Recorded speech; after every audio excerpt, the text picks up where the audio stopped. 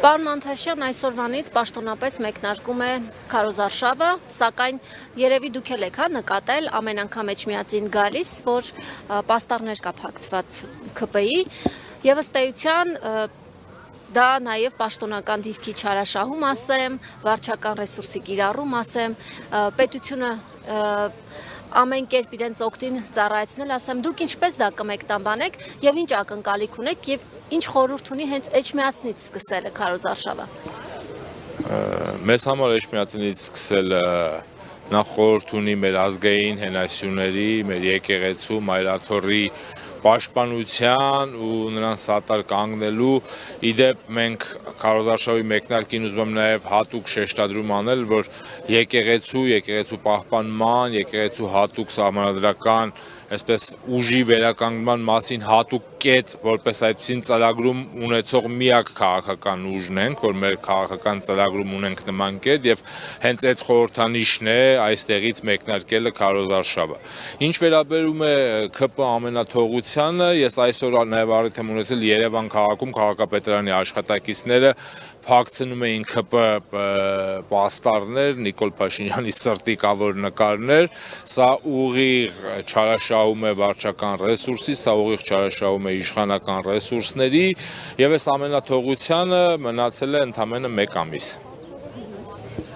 Ինչ սպասելիք ունեք, ինչ ակնկալիք ունեք, ընտրությունը մեծ է, շատ քաղաքական ուժեր են մասնակցում, դուք կարողանում եք մտապահել գոնե։ Գիտեք, ես մտապահելու խնդիր չունեմ, որովհետև ես կոնկրետ կողմնորոշում ունեմ ու ինձ համար իմ մտքում կա մեկ քաղաքական ուժ եւ ես այդ քաղաքական ուժի ներկայացուցիչն եմ։ Այստեղ շատ կարեւոր է, որ ժողովուրդը կարողանա մտապահել եւ իր ակտիվությամբ քաղաքական խոսքի ասելիքով մասնակցի ընտրությունները եւ ես կարծում եմ այդ 19 առաջադրված ուժերից առնվազն 10-ից ավելը որպես քաղաքական փորձառություն են փորձում իրենց ներկայությունը ապահովել եւ նրանց հիշելու նույնիսկ կարիք չկա ժողովրդի կողմից, ընտրությունն ու հիմնական մրցապայքարը լինելու է 4 առավելագույնը 5 ուժերի միջև։ Կարծիք կա, որ Սամվել Կարապետյանի ուժը այս ընթացքում Ռոբերտ Քոչարյանի ընտրողներին է նաև իր կողմը տարել, ինչ կասեք այդ իմաստով եւ արդյոք արդար ընտրապայքար է գնում։ Գիտեք, որը քաղաքական ուժ քաղաքական հայտ տալով նախ եւ առաջ պարտավոր է ստեղծել իր էլեկտորատը։ Ես վստահ եմ, որ նախագահ Քոչարյանի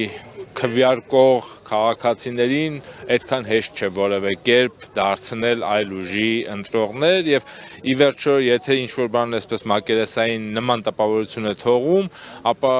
ընտրությունների վերջնարդյունքում մենք կտեսնենք, որ մեր քաղաքական էլեկտորատից որևէ բան չի պակասել գոնե թե։ Ինչու ընտրել Ռոբերտ Քոչարյան։ Որովհետև ընտրությունը այս անգամ հայկական պետության լինելիության մասին է եւ ընտրությունը շատ պարզ է փորձանքի, փորձությունների եւ փորձառության միջև մենք ընտրում ենք փորձառությունը։